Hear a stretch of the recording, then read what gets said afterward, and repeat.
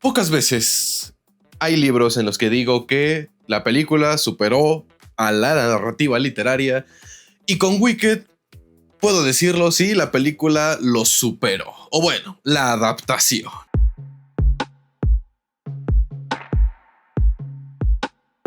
Finalmente, banda, después de mucho estarlo pidiendo, después de mucho estarlo esperando, pude terminar de leer el libro de Wicked y le daba suficiente material a este servidor suyo para hacer un nuevo libro versus película o libro versus adaptación, porque tengo bastantes sentimientos encontrados con respecto a este libro, sobre todo después de la mitad del mismo. Lo cual me parece bastante interesante y que me gusta mucho y le dio pie a este video, porque también la película está dividida en dos partes, así que voy a enfocarme en todo lo que la primera parte de la película, la de Wicked, hizo bien, todo lo que este libro tiene y el por qué digo que personalmente siento que la adaptación, que es el musical, está muchísimo mejor que el libro. Por lo que ahora sí, vamos a comenzar con este video. Y primero que nada quiero arrancar con los puntos positivos que sí tiene la novela en contraparte a su adaptación cinematográfica, y es que la novela de Wicked es muchísimo más oscura, profunda, reflexiva y filosófica de lo que resulta ser la adaptación cinematográfica, ya que si bien la película tiene mucho de esta presencia de la crítica social que la novela hace con respecto a el menosprecio, a la discriminación, el juzgar a las personas porque sean diferentes, el autoritarismo y todas estas cosas, se mantiene muy centrada y muy hermética con respecto a los sentimientos de Elphaba, con respecto a cómo la trata el mundo. De nuevo, esto es enfocándonos en la primera parte, algo que también el libro tiene. O sea, sí, todo lo que es las primeras dos partes del libro se enfocan mucho en cómo Elphaba recibe todo lo que el mundo le recae y todo lo que el mundo le dice, pero sí siento y personalmente sentí muchísimo más profundo y mejor tratado el cómo es esta situación en la novela, porque no solamente se enfocan en cómo Elphaba se siente al respecto, sino que también dan mucha crítica social y son bastante incisivos con respecto a otras temáticas, no nada más con la discriminación, sino también con el autoritarismo, con el fanatismo, con la religiosidad y con todas estas cosas que afectan a toda una sociedad. O sea, el libro de Wicked es una crítica social y una reflexión filosófica del cómo funcionan básicamente las sociedades, del por qué se crean héroes y villanos en las historias, cuando en realidad no hay en la vida real como tal una persona que sea 100% maldad y otra que sea 100% bondad, y el cómo a veces es la perspectiva de la población y de la gente lo que hace creer a algunos que hay héroes y hay villanos, cuando en realidad son simplemente personas haciendo cosas y velando e inclusive pensando ya sea por sus propios intereses o incluso por proteger los intereses de otras personas. Entonces, claro que la novela, como dije, hace una fuerte crítica social con respecto a todas estas cosas, del cómo las posturas que suele tomar la gente, la población, hacen que se creen estos mitos de héroes y villanos, y del cómo a veces en aras de cambiar las cosas o en aras de mejorar la situación del mundo, se sacrifican a otros grupos, se sacrifican otras sociedades, se sacrifican otras ideas, y el choque de ideologías, de culturas, de formas de pensar provoca que se creen estas falsas ideas de que existen héroes y villanos.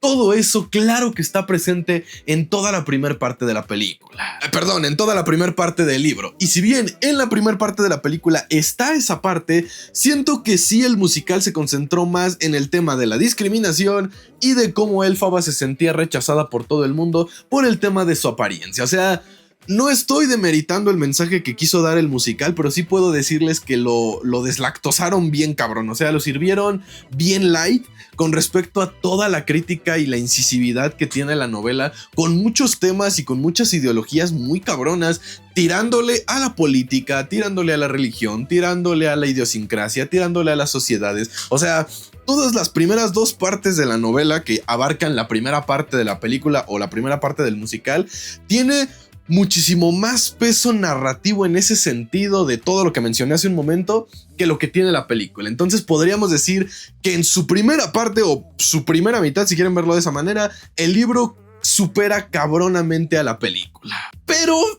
creo que el punto de quiebre se encuentra en la llegada a Ciudad Esmeralda. Y de hecho, narrativamente hablando, es decir, del cómo te van contando la historia, es muchísimo más coherente la forma en la que cuentan la historia en la película o en el musical de lo que hacen en el libro. Y creo que aquí lo que le jugó en contra al autor, que es Gregory Maguire o Maguire, no sé cómo se pronuncie, es que el vato, no sé si el güey sí era novelista o si estaba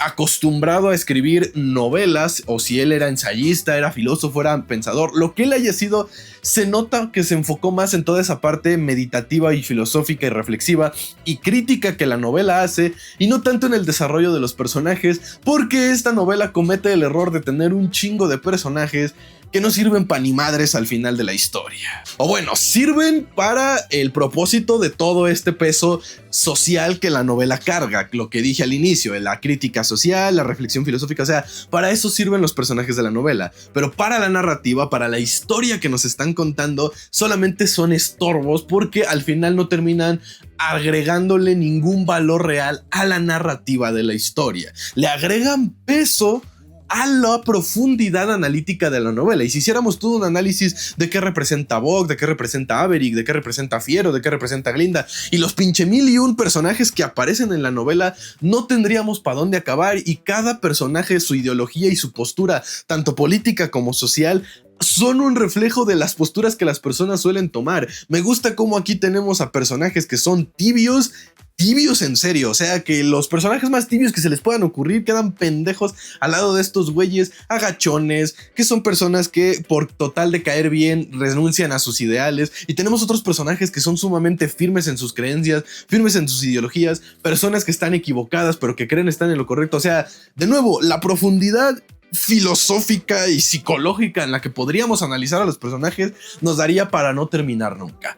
Pero la narrativa, la utilidad que tienen al final en la historia, hace que llegue un punto en el que mientras estás leyendo digas, bueno, ¿y a mí qué chingados me importan 400 páginas del pendejo que al final terminó sirviendo para nada? Y ahí está, ese es el punto en donde creo que la novela flaquea bien cabrón, que al saturar de tantos personajes y al abrir tantos hilos narrativos y tantas cosas de las historias, termina perdiendo el sentido toda la historia porque se termina extendiendo por demasiado tiempo. Y es que aquí otra de las cosas que le juegan en contra a la novela es que tiene que corresponder con los acontecimientos de la saga de novelas, o de la saga de cuentos, no sé cómo era en realidad, de El Mago de Oz, es decir, toda la historia de Dorothy, el cómo llega con el mago. Entonces, como está contando un antes, un preantes, un durante y un después, los acontecimientos de la novela, en tiempo al menos, tienen que corresponder con los acontecimientos de las películas del Mago de Oz, la historia de Dorothy y todas estas cosas.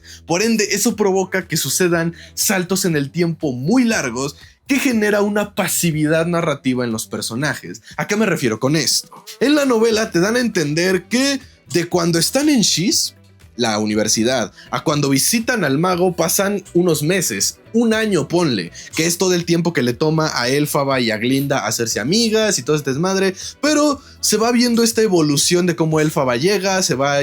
inmiscuyendo mucho en la lucha social por los derechos de los animales conscientes, animales con inteligencia, cómo se va haciendo amiga de esta Glinda, y ya después cómo se va ganando el cariño de la señora Morrible, y ella lo invita a ir con el mago porque ella piensa que puede serle de gran ayuda al mago, y Elphaba piensa que si habla con el mago podrán buscar una solución al problema del conflicto de los derechos civiles de los animales, y todo está bien chingón, y todo eso pasa en un lapso de tiempo muy corto porque la narrativa la hicieron muchísimo más ágil. En la novela, para respetar la edad que la bruja tiene en la película original y en las novelas originales, y para respetar todos estos conflictos, esta historia que en la película pasa en año y medio, en la novela pasa como en 5 años de espacio. Algo que hace que haya una pasividad innecesariamente lenta, lo que provoca que todos los ideales que se supone Elphaba defiende se sientan bastante estancados por mucho tiempo. Y ahí es donde yo encuentro el segundo problema que tiene la novela, que la película o la adaptación, tanto el musical como la película musical, supieron resolver.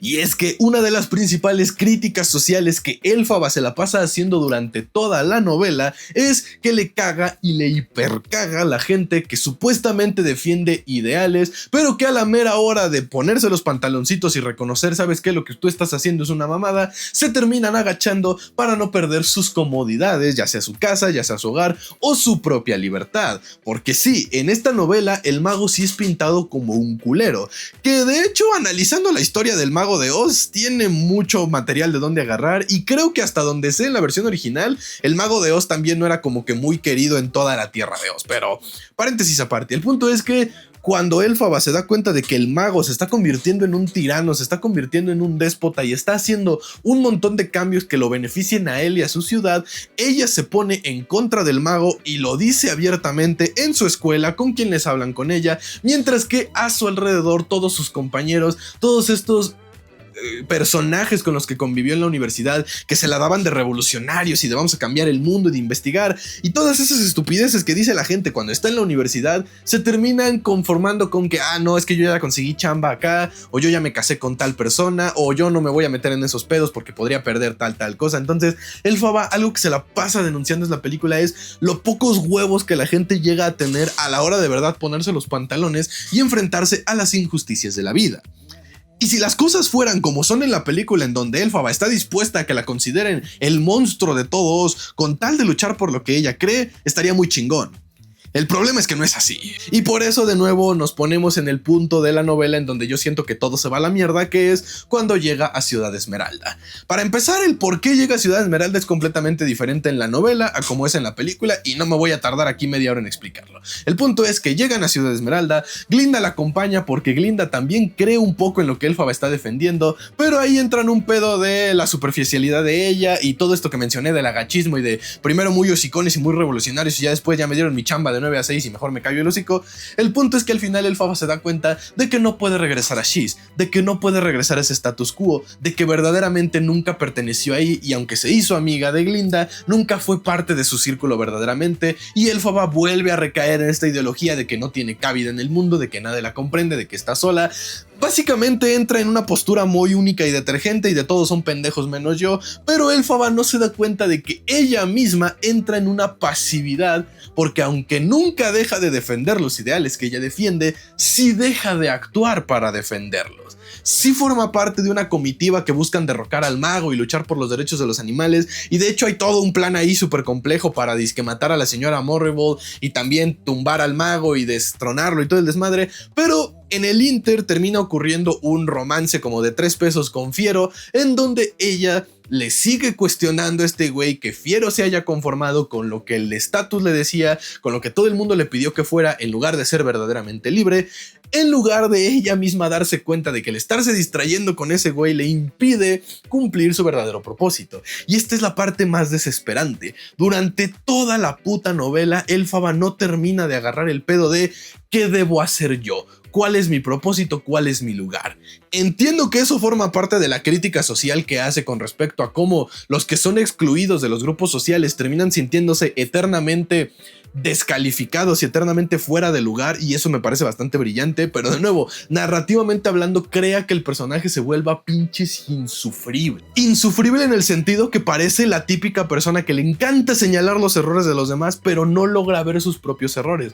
¿Por qué? Porque ella está tan metida en su propio pedo de todos son pendejos menos yo, pero yo no pertenezco a este mundo de pendejos, que no se da cuenta el personaje de Elphaba que no está haciendo pinches nada. Mientras ella está pensando que todos a su alrededor son estúpidos y que ella simplemente no encaja y no tiene un lugar y por no tener alma no sabe qué hacer, el mundo se está yendo a la chingada. El mago se convierte en un déspota, los animales pierden todos sus derechos, su hermana se convierte en una tirana dictadora en el país de los Munchkins. O sea, Elphaba lentamente va dejando pasivamente que todo el mundo se haga una mierda, mientras ella está teniendo todos estos pinches conflictos de todos son pendejos menos yo y yo no encajo. Lo que provoca que pase un chichiputal de años y termine sucediendo lo que termina sucediendo. Llega Dorothy, mata a su hermana, entonces Elphaba se obsesiona porque a lo largo de toda la novela Elphaba tiene una constante lucha contra las ideologías religiosas y contra estas creencias de que hay un destino y un salvador y alguien que va a traer la paz y el orden.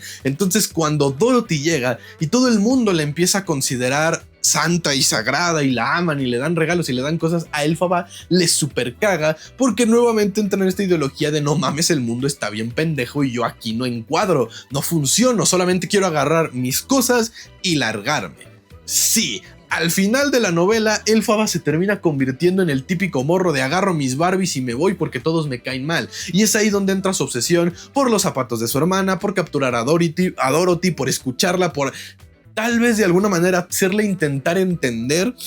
que confiar en el mago y confiar en la gente de Oz no es algo que a ella le convenga. O sea, Elphaba entra en una lucha interna entre mandar toda la mierda y todavía luchar por sus ideales. Y ese conflicto es lo que la lleva a perder la cabeza, a volverse paranoica y a volverse loca, lo que termina culminando en el cómo terminan eliminando a la bruja, que se prende fuego ella sola y Dorothy, por querer ayudarla, le avienta agua y eso pues la quema. Entonces, narrativamente hablando, esto se podría terminar en 200 páginas. Este libro tiene casi 600, por lo que todo este resumen que acabo de hacer de lo desesperante que termina siendo Elphaba a lo largo de la novela, te lo tienes que chutar por más de 400 páginas, en donde la morra empieza a dar vueltas por todo el mundo, generando más personajes y más historias y más tramas narrativas que son abiertas, pero nunca se terminan de cerrar o te las cortan de golpe que te deja un mal sabor de boca. Entonces, personalmente, el mayor problema que encuentro con la novela es que narrativamente hablando es mierda.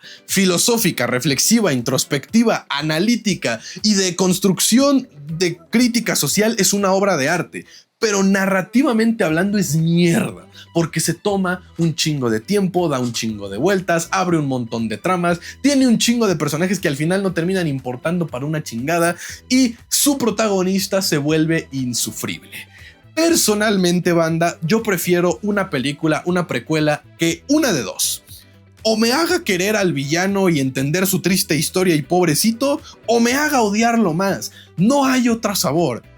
Esta novela encontró un tercer sabor, volverla una pinche loca paranoica que todo le pasó casi por accidente y volverla un ser insufrible. No que me caiga mal, no que sea maldad pura, no, una persona insufrible, que son pedos diferentes y eso sí está bien culero. De ahí el por qué les digo que tengo bastantes sentimientos encontrados con esta novela, porque por ejemplo, sé que en la película, o bueno, en el musical, hay varios personajes que los mantuvieron bastante cerca y les dieron protagonismo. Por ejemplo, sé que a Boq lo convierten en el hombre de Jalata, sé que Fiero se convierte en el espantapájaros, sé que León es el mismo León que ella libera de la escuela, o sea, pero eso lo ayuda a mantener cierta cercanía. Y yo en este canal inventé el concepto del Skywalker centrismo, que es cuando una historia con suficiente bagaje mundial para contar una historia más extensa se concentra en solo un personaje y sus alrededores, y yo he criticado mucho eso, pero no es lo mismo mantener la historia general de un canon en un solo personaje a que la historia del personaje tenga un montón de hilos sueltos de tramas que al final no van a ningún lado y que nada más me estén constantemente dando personajes y personajes que al final no van a tener ninguna relevancia importante para el futuro de la narrativa de la historia. Entonces, que en el musical hayan mantenido que esos compañeros que conoció en la universidad y que la vieron en su inter y luego en su después y luego en convertida en la bruja del oeste hayan formado parte de la historia que la terminó derrocando, porque tiene sentido, porque se supone que esta es la historia de Elphaba. El problema es que en la novela, como dije, está narrativamente hablando es un desmadre. Así que todavía falta que salga la segunda parte del musical de Wicked, pero no por nada se volvió uno de los musicales más populares de Broadway, la gente lo ama y que inclusive haya más personas que conozcan el musical que la novela y que cuando salió la primera película no hayan salido el montón de güeyes a decir no güey, en la novela es diferente y chinguen a su madre, habla mucho de que tal vez no estoy tan equivocado al decir que como crítica social y como reflexividad filosófica esta novela es maravillosa, pero narrativamente hablando y como historia, no tanto. Por lo mismo puedo decir que la película se lleva de calle a la novela y todos los cambios que hicieron para la adaptación musical y cinematográfica ayudan y le cortan un chingo de paja y de relleno que la novela claro que tiene. Así que yo me voy a quedar más con la película, el musical, que con la novela. Aprecio los elementos importantes que la novela tiene, los cambios que aparecen, mucha de la incisividad y la oscuridad y la profundidad que no se ve en la película me gustaría que la hubieran incluido, pero aún así me sigo quedando con la película. Así que para concluir con el video del día de hoy, banda, puedo decir que a Wicked sí le sobran como 300 páginas al chile. Esta madre pudo haber sido un libro de 300 páginas, 250 si le echabas ganas. Entonces que sea tan grueso hace que tenga un chingo de paja, redonda mucho, demasiados personajes que no van a ningún lado. Solamente se defiende por todo lo que ya hablé de los puntos positivos en el video, así que le voy a poner 2 libritos y ya. De 5, la neta. O sea, es que no, me decepcionó muy cabrón porque hasta el punto en el que llegan a Ciudad Esmeralda, que es más o menos aquí, que es la tercera parte del libro. O sea, esto es todo lo interesante que tiene la novela, lo de que abarca perfectamente todo lo que les digo, y a partir de aquí es un ir y venir en un montón de pendejadas que solamente hacen que todo concorde al final pues con la película del Mago de Oz. Entonces, sí, 2 estrellas se queda con el libro, y a la película pues ya le hice reseña en su tiempo, así que esperaremos a que salga la segunda parte para darle una calificación en conjunto. Pero al final, banda, yo siempre se los digo, mi palabra no es palabra divina y no está escrita en piedra, así que ustedes dense la oportunidad de leer el libro, fórmense su propia opinión. Igual y yo estoy bien pendejo y me confundí o me dejé llevar por la película. Háganse su propia opinión, lean el libro, y pues si ya leyeron el libro y concordan en algo de lo que dije en el video, pues ya saben que me apoyan mucho suscribiéndose a este canal, dándole like, compartiendo y todas esas cosas para que lleguemos a más personas. Vamos a mediados de año, si podemos llegar a los 5,000 suscriptores para terminado el 2025. Por lo demás, pues eso vendría siendo todo en el video del día de hoy, así que yo me despido esperando que se cuiden mucho y que la fuerza los acompañe. Adiós.